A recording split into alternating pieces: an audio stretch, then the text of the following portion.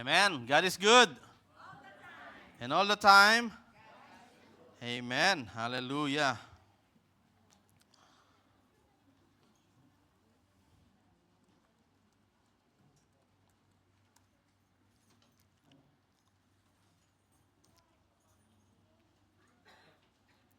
Praise God. Napakasarap magpuri sa presensya ng Lord. Amen? So, we are in the series of study about the Beatitudes, starting July, and it will take until August. So, last Friday, we talked about the first Beatitude. Okay? And it's all about, blessed are the poor in spirit, for theirs is the kingdom of heaven. And we learned what does it mean to be poor in spirit. Amen? So before we review that, let's read our verse for today. Hindi po masyadong makita. Okay, Matthew 5:1-4. Okay? Can you read with me? Amen? Sabay-sabay po natin basahin. Amen? Basa po ba? Yes. Amen. Ready? 1, 2, 3, and. Now when Jesus saw the crowds, he went up on a mountainside and sat down. His disciples came to him, and he began to teach them. He said, Blessed are the poor in spirit, for theirs is the kingdom of heaven. Blessed are those who mourn, for they will be comforted. Amen. Let's bow our head and pray. Hallelujah. Hallelujah. Father, once again, we thank you, Lord, hallelujah, for your holy presence in this place. We thank you, O God, hallelujah, for your tender mercies, Lord, and your loving kindness, O God, hallelujah, that we are here because we want to worship you, we want to listen to your word, hallelujah, and we believe, O God, that you will not disappoint us, Lord, hallelujah, as we entrust our whole being, our hearts, unto your loving hand. Lord, we ask your Holy Spirit to minister in our midst right now, O God, and allow, hallelujah, your Holy Spirit to touch every heart, Lord, to speak profoundly to each and every one of us, O God, hallelujah. And Lord, anoint the servant, O God, hallelujah, that every word that comes from your mouth will come only from you, O God, hallelujah. And these words will give life, Lord, hallelujah, to each and every one of us. And your words, Lord, will manifest, hallelujah, and it will be useful in our daily lives, O God. Lord, once again, we entrust to you this worship service, O God. Continue to magnify thy name, Lord, hallelujah, in this whole, O God. Lord, to you all the glory, all the honor, all the praises and thanksgiving. In Jesus' mighty name we pray. Amen. Amen. Praise the Lord. So we talked about those who are poor in spirit, last Friday. So what did we learn? Do you remember what does it mean to be poor in spirit? Meron pang nakaalala? Okay? Number 1, to be poor in spirit means recognizing one's spiritual bankruptcy. Okay? Number 2, to be poor in spirit means to acknowledge our deepest human need for God. Amen. And number 3, to be poor in spirit means that you feel you have no moral riches and you are in need. Maliit yata yung TV, kailangan lakihan natin. Okay. Amen. Praise the Lord. Okay, and this morning, let's discuss about the second beatitude. Ano po yung second beatitude? Blessed are those who mourn, for they will be comforted. Amen. Oh? Amen. So that's why our topic for today is entitled Blessed Mourning.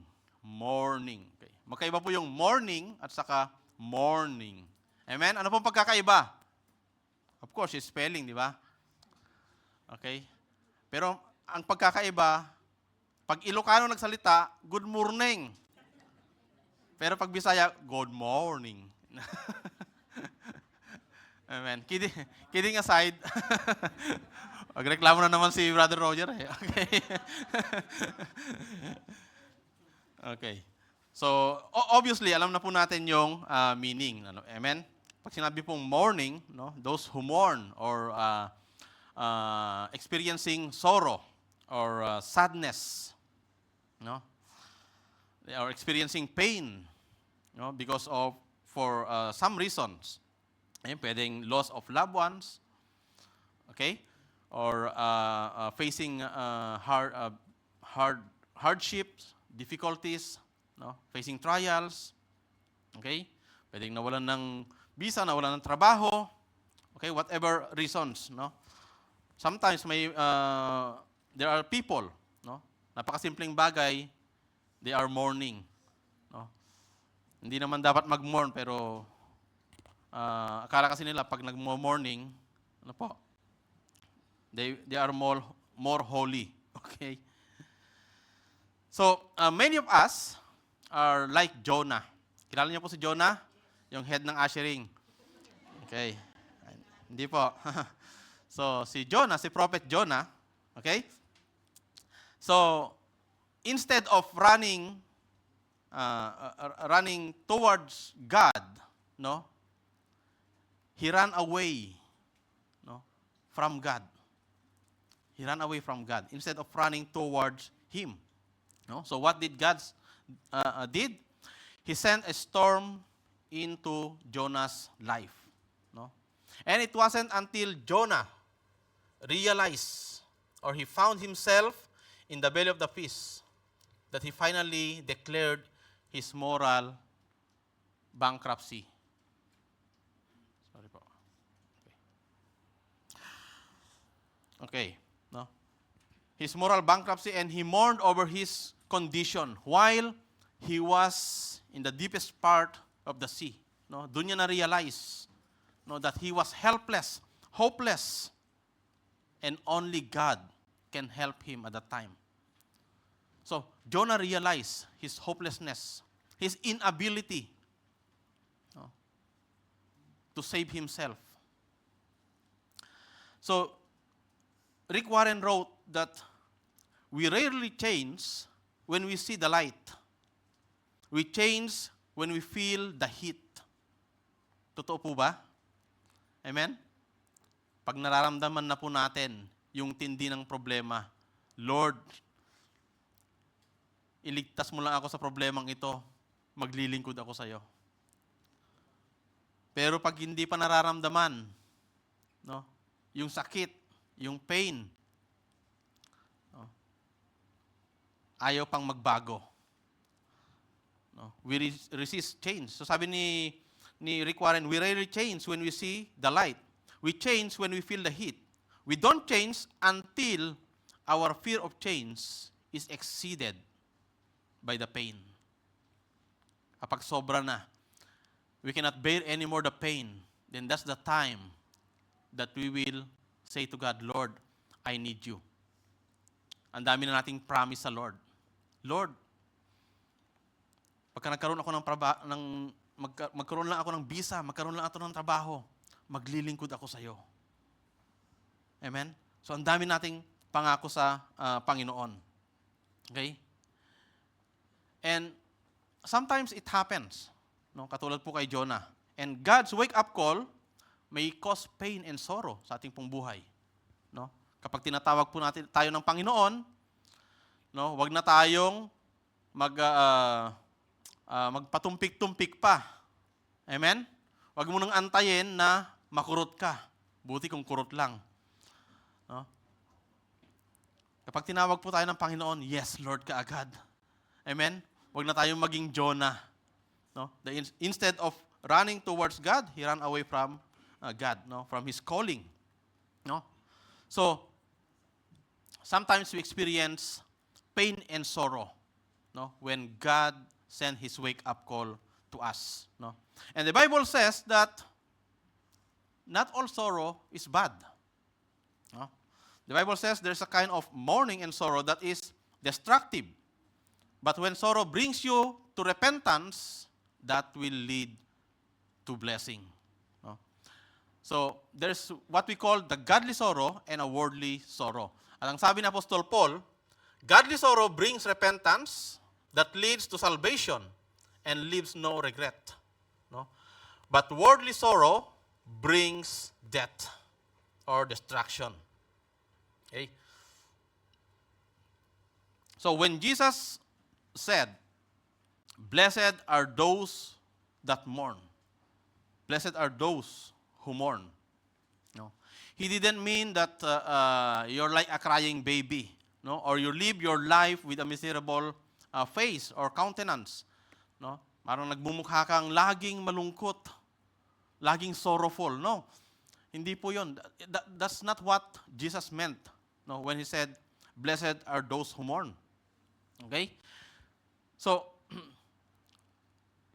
sometimes ito po yung kung ng mga tao. No? Some misguided people believe the more miserable they are, the more holy they are. But that's wrong. That's wrong. Okay? So remember what we have learned last Friday. The word blessed, no, in Greek, it means makarios. Amen? And it is translated to be, ano po ibig sabihin ng makarios? Happy. Happy, no? Okay.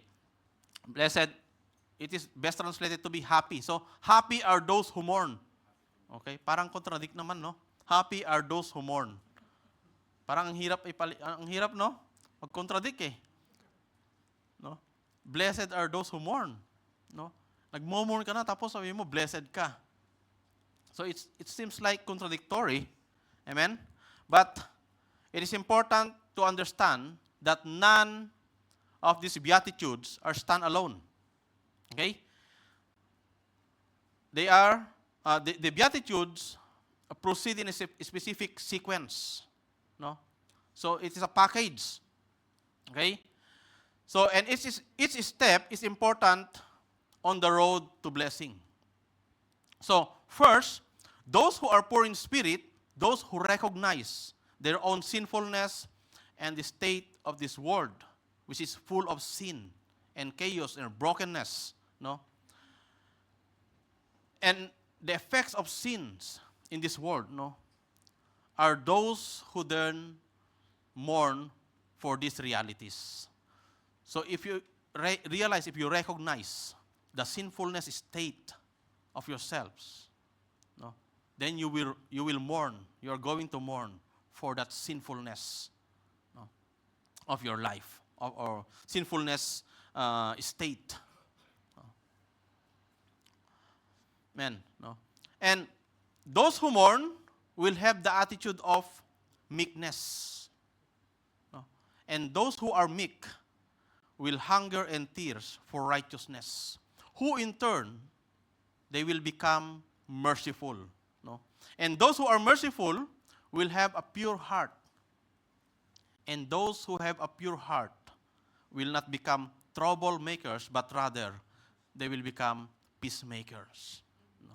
And if you have this attitude, it's a Christ-like attitude, then you will get persecuted.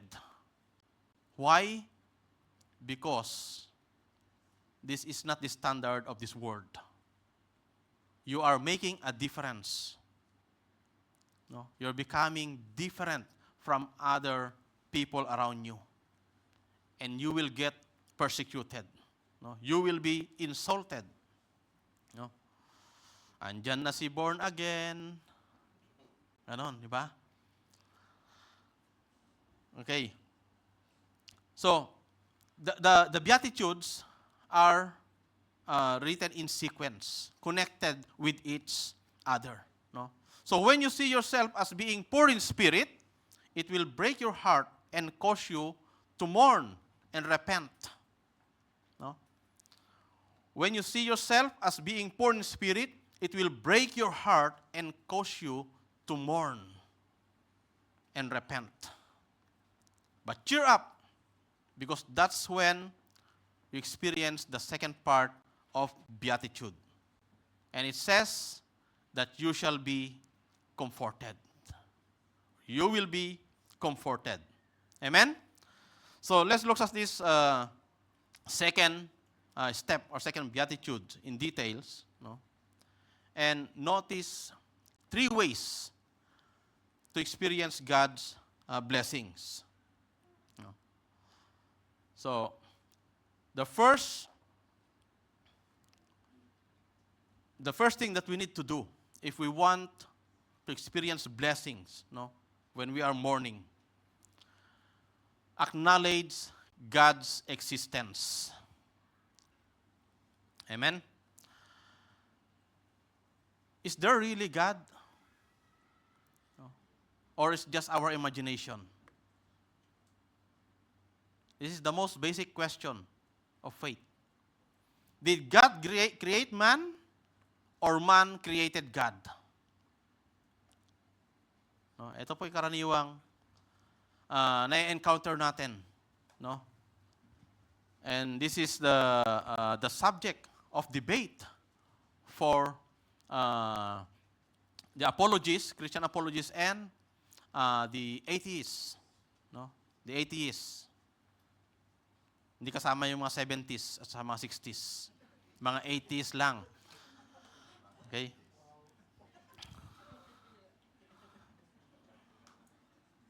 So, it is clear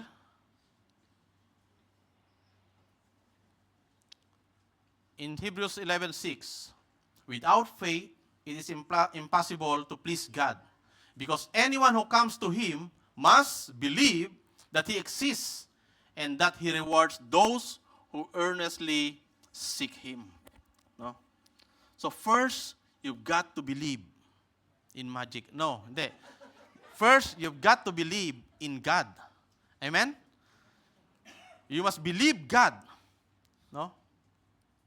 And next, you've got to believe that God will respond if you earnestly seek Him. No? That's the promise of Hebrews 11:6. No?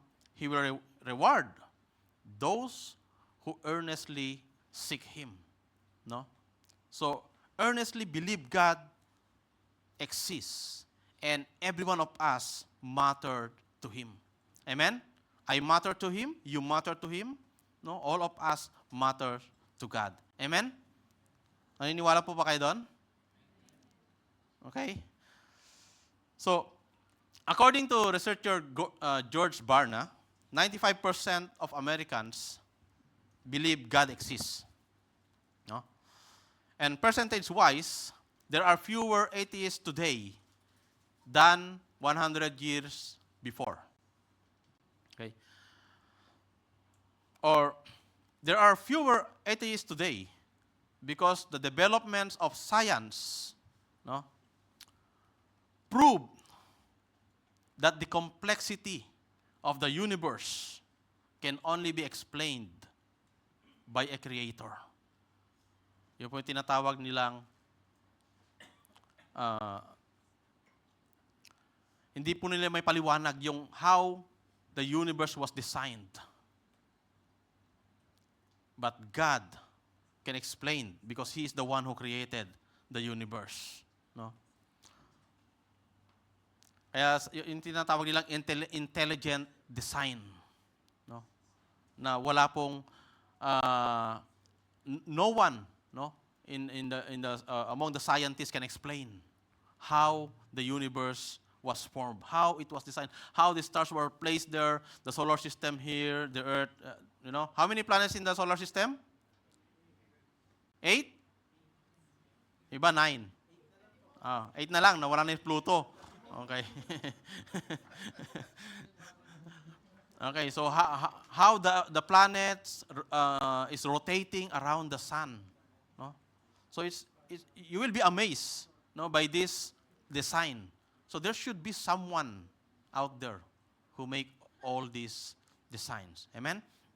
No? So British philosopher Anthony Flew, once a hard-nosed humanist, no?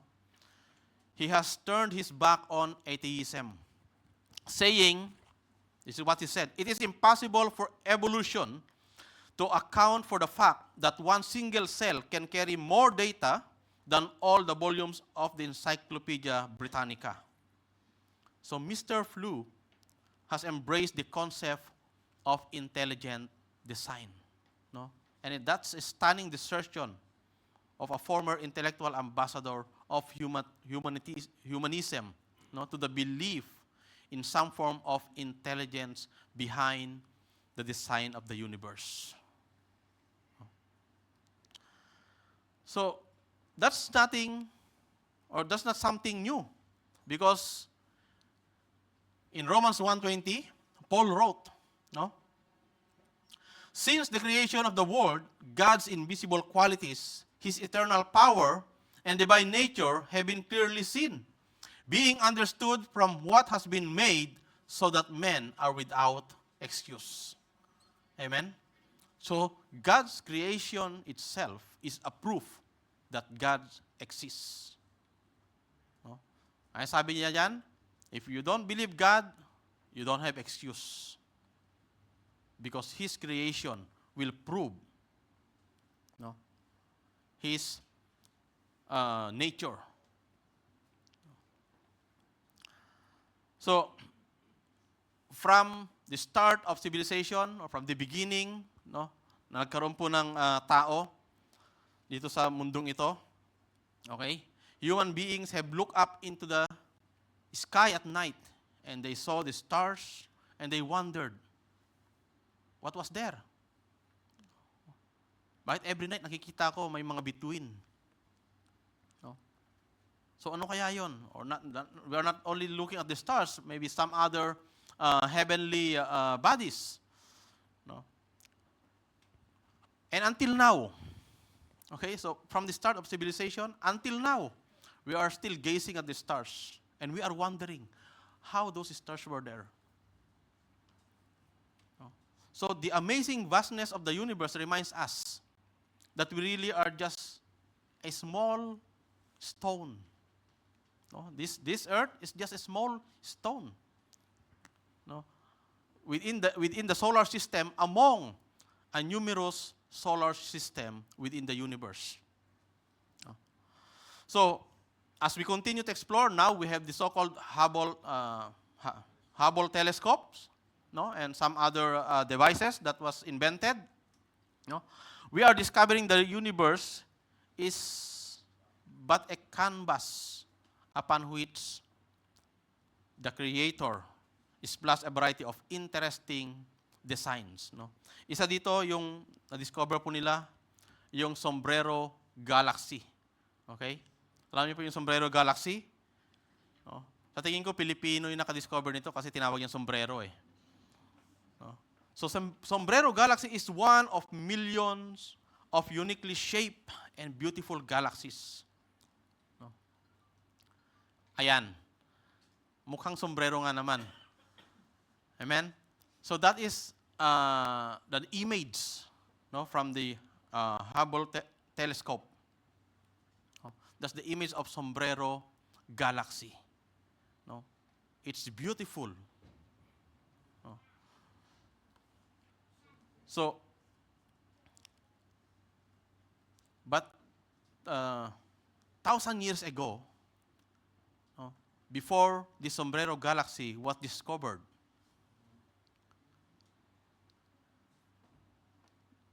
the psalmist already wrote about these heavenly bodies. No? In Psalms 8:3, ang sabi po niya, when I consider the heavens, the work of your fingers, the moon and the stars, which you have set in place. No? And in verse 19, verse 1, chapter 19, verse 1, the heavens declare the glory of God. The skies proclaim the work of His hands. So this psalmist, itong mga awit na to, he already declared the beauty, the glory of God is demonstrated in the universe, in His creation. So it's getting harder and harder not to believe in God. Because science itself cannot explain how the universe were formed. Ang dami ng theory, may Big Bang theory. Ano pa yung mga theory? May theory ng evolution. Kung ano-ano ng theory. Okay? But nothing proves to be the real one, the truth. But only the Creator can prove everything through His creation. So, there's no reason that we will doubt God's existence. Okay? Meron pong isang kwento. There was one story. So, there's a woman, an old lady, who is living next to a atheist. So, this woman, every morning, she stretches her hand outside, in front of his door. And she intentionally say it loud while her neighbor is listening. And she said every morning, "Praise the Lord." Sabi niya. Then the atheist neighbor responded, and he even yelled to this lady, "There is no Lord," he said. And one day, she stood again on her porch and said, "Lord, I'm broke and hungry. Please give me some groceries." The next day, she found a bag of groceries on her porch. Amazing, amen? So she said again, "Praise the Lord." Then his atheist neighbor jumped in, from her garden. This atheist neighbor jumped in and he said to this lady, "Aha, there is no Lord. I bought those groceries." So this woman said again, "Praise the Lord." Not only he did not send the groceries, he let the devil pay for it. Okay?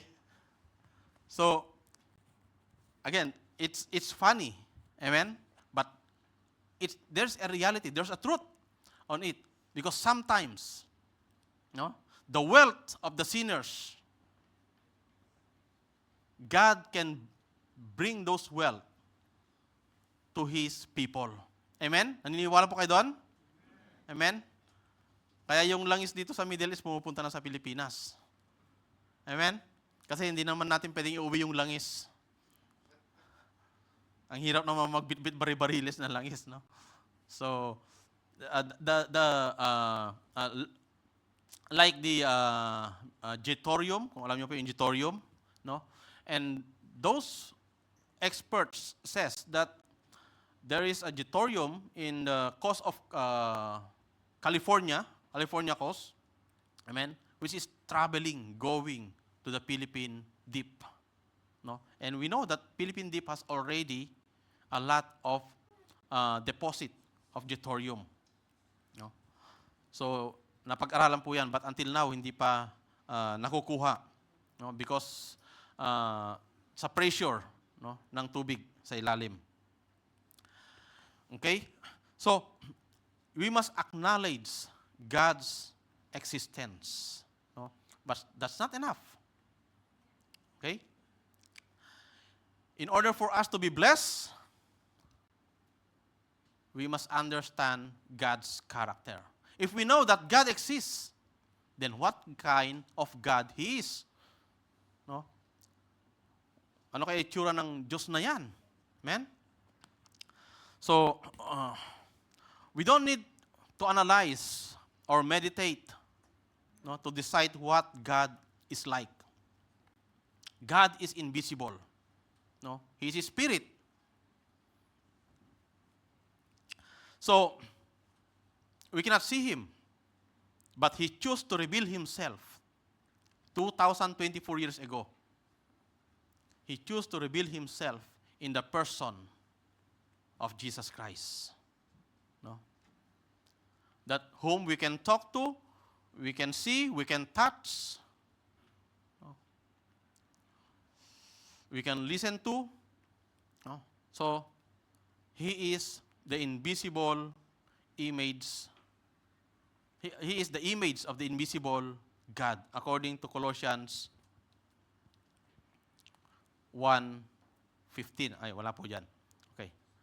So if you want to know what God is like, study the life of Jesus. Desire to know more and more about Jesus. No? And the Bible teaches us what God really like. No? Number one, it says, God knows all about my situation. No? So we need to understand what is the character of God. And here, God knows all about my situation, your situation, no? Our situation. God knows every details of our situation. Even while we are sitting here, no, it seems we are listening to the message of God, but your mind is wandering. No? Sabi nga ni Pastor Jan, wandering in BCC. Okay? Kasi may sale. Okay? So God knows everything. We cannot hide anything from Him. No? So, He knows every situation that we are facing. And the psalmist said in Psalms 56:8, you have kept track of my every thought. So, this is the Message Bible, no? The Message Bible version. Okay? You have kept track of my every thought and turned through the sleepless nights. Each tear is entered into your ledger. Each ache written in your book. No? All your tears. Sabi nga ng Panginoon, di ba? Our tears, He put it in a bottle. No? Ewan ko lang, yung mga crying baby dito, siguro ang dami ng bote doon sa langit. No?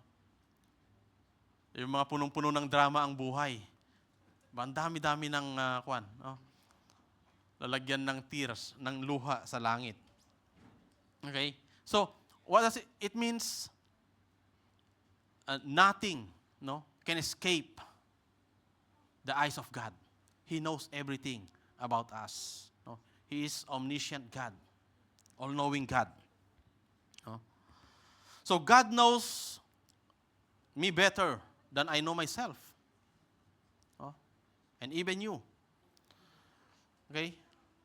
So, you may be thinking, nobody knows the suffering you're going through in your marriage. God knows it. God knows everything. Or you may be thinking, nobody knows the depression, the fear, the pain, the worry, no, that you are dealing with. God knows. He knows your pain. He knows your fear, your worry, everything. He knows all the mess that we do. No? We cannot hide from His eyes. No? He is with you. He is with us 24 hours a day. He hears everything you say. Nothing is off the record with Him. And the amazing things is despite all our sufferings, our trials, our mess up, God still loves us. Amen? God still loves you and me. No? Just an example, when Jesus met a woman in a well, no? A Samaritan woman on a well. Okay? So, He told her to go call her husband. And this woman said, Sir, I don't have a husband. No? To which Jesus replied, you're right. You're 100% correct. No? You have had 5 husbands. And the man you're shacking up with now isn't your husband's. Isn't your husband. No? So this woman was amazed. No? She was shocked. And she said, Sir, I perceive that you're a prophet. But the truth is, Jesus is not just a prophet, but He is God. He is an all-knowing God. No? So isn't it interesting that He didn't condemn this woman? This woman lives a sinful life, but He didn't condemn this woman because Jesus is a loving God. He's a compassionate God. And He know the desire of our heart. If we have the desire to change our life, to repent, God will give us the desire of our heart. So what did Jesus do? No? Jesus offered him a living water. No? Jesus offered him a living water that he will not never thirst anymore. No? And if you are messed up today, if you have a lot of failures in your life, God is offering you the same thing today. God is offering you living water that will satisfy you forever. No? All you need to do is just surrender yourself, your situation, your will, no? Your drama, everything that is with you. No? Surrender it into His gentle and loving hand. And He will take care of you. So, God knows all about our situation. But He didn't stop there. No? He knew our situation. And just after that, what comes next? He just sit down on the other side of the universe.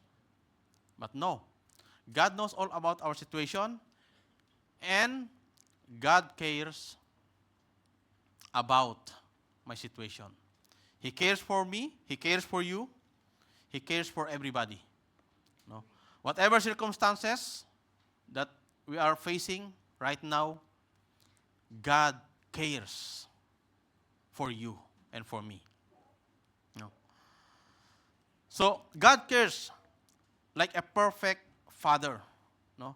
In Psalms 103, verse 13 to 14, it says, As a father has compassion on his children, so the Lord has compassion on those who fear Him, for He knows how we are formed. He remembered that we are dust. So just imagine how our God is very caring, no, for each one of us. So God knows all about you, and yet He still cares for you. God knows every mess up that you do, and yet He loves you. No? He knows you are frail like dust. God isn't some kind of harsh or like uncaring deity or uncaring God, no, who sits on the other side of the universe. He cares enough about you to number all the hairs of your head. No? Kahit bilang na po yung buhok natin sa ulo. Amen? God still cares for us. No? Hindi po natin maririnig sa Panginoon ang salitang I don't care. Because the truth is God cares for us. Amen? So Jesus demonstrated this compassion, no, when Lazarus died. No, he was on the tomb. Okay, and he was standing on the grave. Along with him is Mary and Martha. At ano, the Bible said in John 11:35, it says, Jesus wept. No? And Jesus wept. No? He wasn't crying because Lazarus was dead. Okay? But because he knew Lazarus is going to be resuscitated. No? But he was crying because he feel the pain, the sorrow that Mary and Martha are experiencing. No? So he can feel the same sorrow, just like Mary and Martha. No? That's why he is weeping. No? So Jesus cares for you so much that he is moved when you are hurting, when you are experiencing pain. No? In Hebrews 4:15, it says, he is a high priest who is touched by the feelings of our infirmities. No? He is not just God. He is our high priest. No? Who can feel the pain that we are experiencing? Who can feel the sufferings? No? Who can feel the hardship, the difficulties that we are going through? No? So God not only knew our situation, but he cares about our situation. No? And last,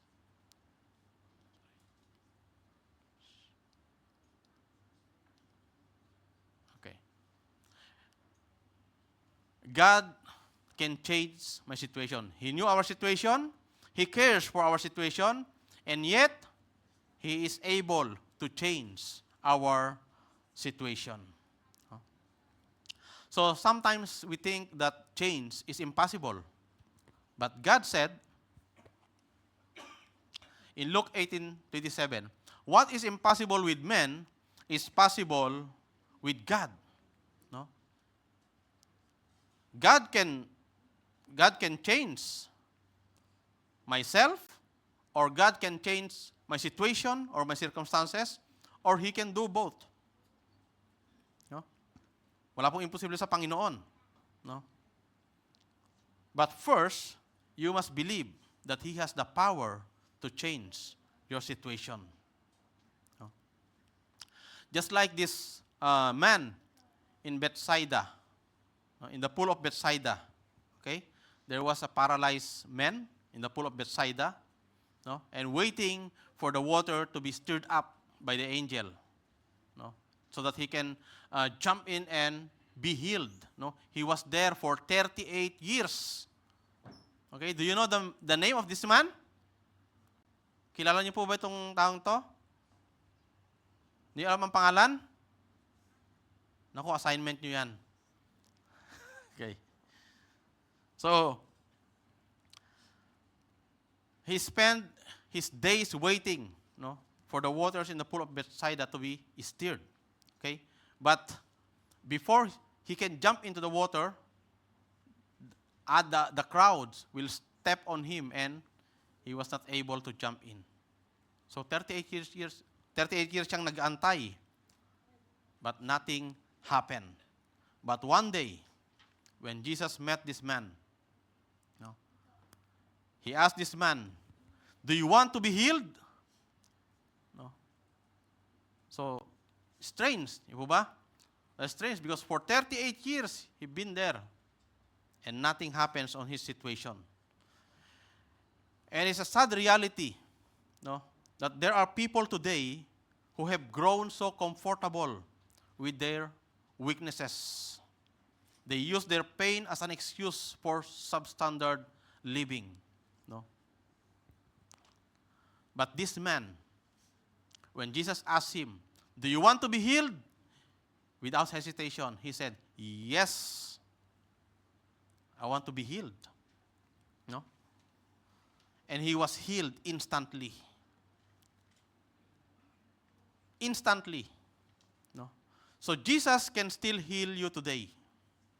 just like this man. No matter how long you have been waiting for your healing, Jesus can still change your situation or your circumstances. And even yourself, He can change it. Amen? Hallelujah. So have you found you lack the willpower to change? When you reach that point, God will say to you, I have all the power that you need. I have all the power that can change your situation. No? It says in Ephesians 1:18 to 20, no? I pray that you may know His incomparably great power for us who believe. That power is like the working of His mighty strength, which He exerted in Christ when He raised Him from the dead. No? If God can raise Jesus from the dead, He can resurrect your dead relationship. He can resurrect your dead situation, your dead circumstances. No? If God can raise Jesus from the dead, He can deliver you from any addiction, no, from any vices. If God can raise Jesus from the dead, He can restore your health and your happiness and your sanity. That's the kind of God that we serve. Amen? He can do anything. Nothing is impossible. Amen? Hallelujah. So if we want to be blessed, we should realize God's existence. No? We must acknowledge God's existence. And if we want to be blessed, we must understand God's character.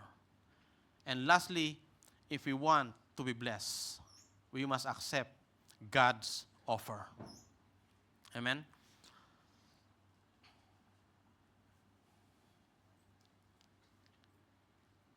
How do you find God's power to change? No. So when God inhabits your life, His Spirit brings that supernatural power. No. In 2 Timothy 1:7 it says,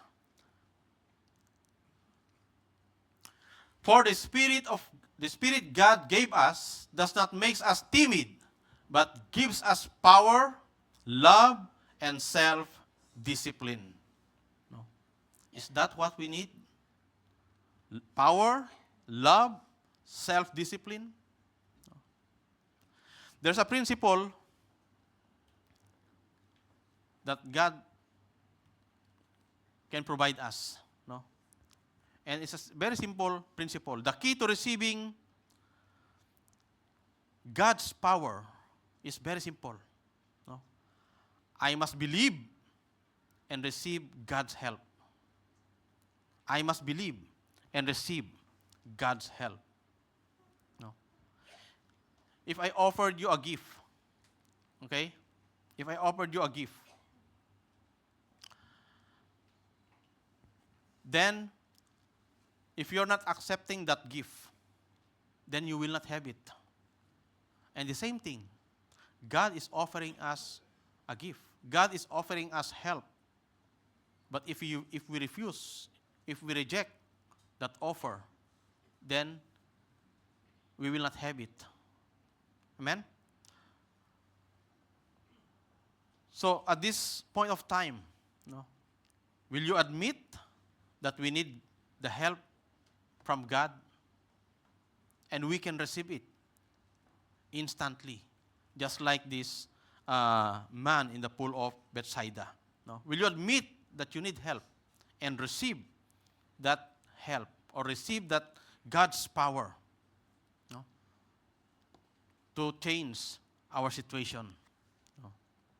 Sometimes we see blind spots. No? When we are driving, there are called blind spots. No? That we don't notice that there are some cars near us. Okay? The same thing in our Christian life. We thought we are good enough. We thought we are mature. We are grown up Christians. Okay? Until some people will come to us and they will point us to our blind spots. We are not perfect. There are shortcomings. There are mistakes. There are things that we mess up and we are not aware. And sometimes God uses people to point those things to us.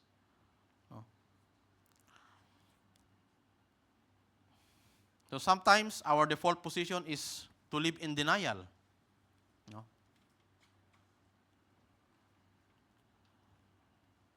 That's why sometimes God sends people into our lives to help us see those blind spots.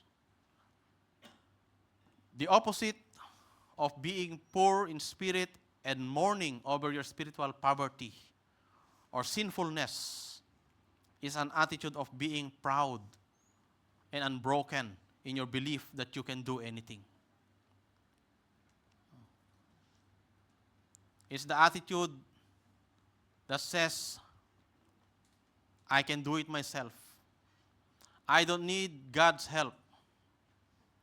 I don't need anyone's help. I have the strength. I can surpass this problem.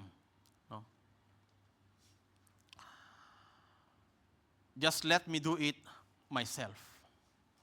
That is the response of us old sinful nature that says, I don't need any help. And that attitude will get us in trouble. But on the contrary, you may be completely out of strength. You realize that you are poor in spirit and you are mourning for your sinfulness. And you are not able to get it to the finish line. And that's the point, that you will mourn over your situation, over your circumstances, over your sinful state. And you realize your inability to save yourself, to change your circumstances. It is a place where our heart is broken because of our lack of strength. That's when God says, blessed are those who mourn, because they will be comforted. If you reach that point, you are mourning for the sins, for your sins, for the sins of others that is impacting the world. That's the point that God will give you the comfort. It's not the comfort that we receive in this world, just like a tap on the back. It's okay, it's going to be fine. No, God will give you a real comfort that you will have peace of mind. You will not feel any troubles within you. That is sure comfort that comes from the Lord.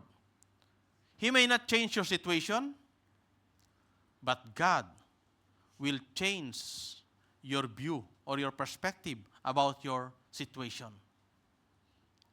God will change your heart, that even your situation will not change. You will have peace of mind and you experience the blessing of God. So those who mourn over their sin will be comforted, even while sin continues to cause them suffering and anguish. Sin continues to war within us, but we have the promise of forgiveness of sin today. And complete freedom from the power and presence of sin in eternity. That is what God's promise. And we have a measure of comfort and peace today. And we will have utter comfort and peace throughout the eternal state. No? Kahit nandito pa tayo, pwede na nating maranasan yung peace na nagmumula sa Panginoon, yung comfort na nagmumula sa Panginoon. No? And we will be happy over our mourning, over our situation. No? Ano man yan, we can be happy. No? That's why sabi blessed. Sabi sa ibang salin, happy. No? So those who mourn over the sins of others, the impact of that sin in the world will be comforted. No? Sin continues to rage in the world. We see its effect. Even in the people around us, in governments, no? In the authorities, no?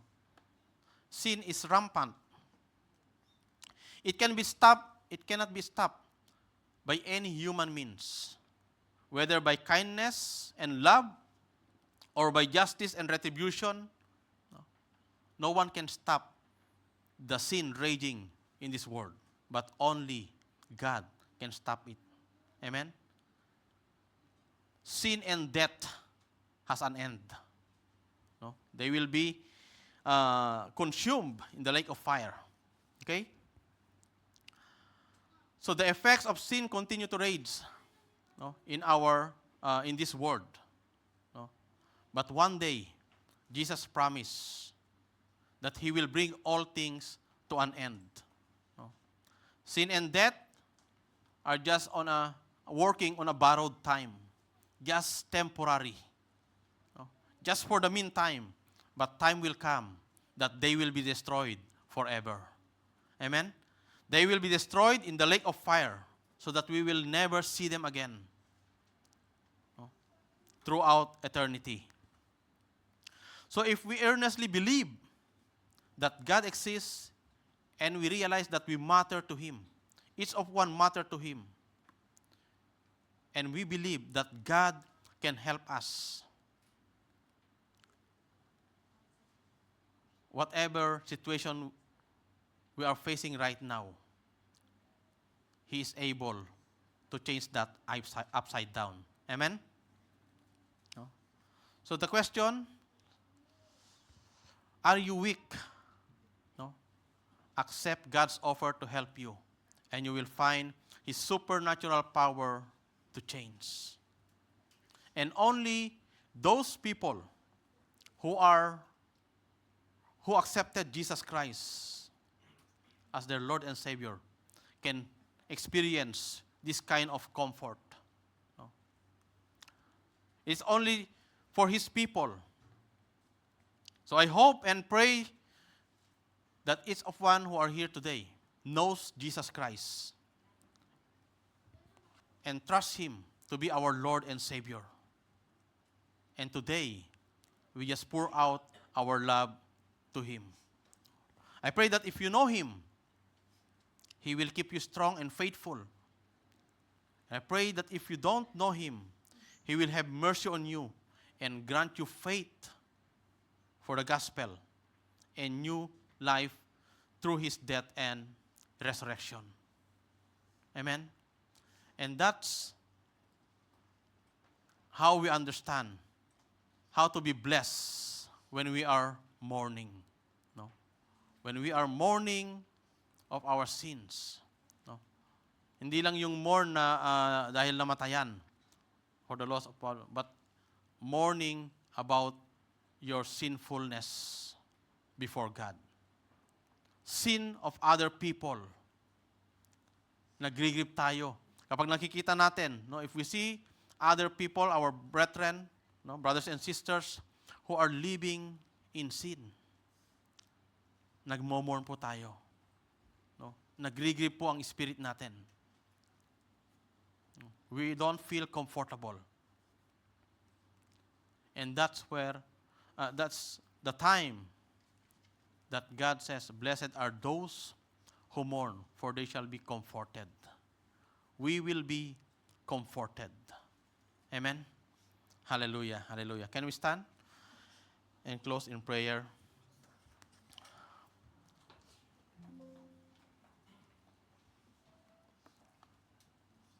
Hallelujah. Hallelujah. Heavenly Father, once again, we thank you, Lord, for your word today. We thank you, Lord, for your reminders. We thank you for speaking to each and every one of us profoundly. Lord, may your words, oh God, hallelujah, will continue to move each one of us to change our mind, to change our views, our principles.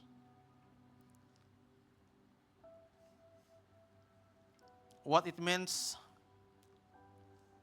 to be mourning and what it means to be blessed over our mourning. Father, we ask you that if anyone who are mourning today, let your comfort envelop them. Cover them, O God. Hallelujah. Because it is your promise that you will comfort those who are mourning. Father, we pray that if anyone who is living in sin right now, or pray that you will touch every heart to mourn over their sins and be transformed for your glory. We pray, Lord, that those who are mourning over their situations, hallelujah, those who are in need of healings, we pray that your healing touch will flow over their lives. We pray for those mourning because they are facing a lot of trials or difficulties in life. We pray that you will meet their needs in every situation, in every circumstances. Those who are feeling weaknesses in their faith, those who are struggling in their faith, Lord, we pray that you will strengthen them, O God. Encourage them, Lord. Hallelujah. And let them feel the comfort, the peace that comes from you alone. Hallelujah. Hallelujah. Father, we thank you, Lord. Hallelujah. That no matter what is our state right now, you still love us. And you care for us. And you are willing to help us in all our situations. That's why, Lord, you are worthy to be glorified. You are worthy to be worshipped, to be praised. Hallelujah. We give you thanks, Lord. In Jesus' name is we pray. Amen and amen. Praise the Lord.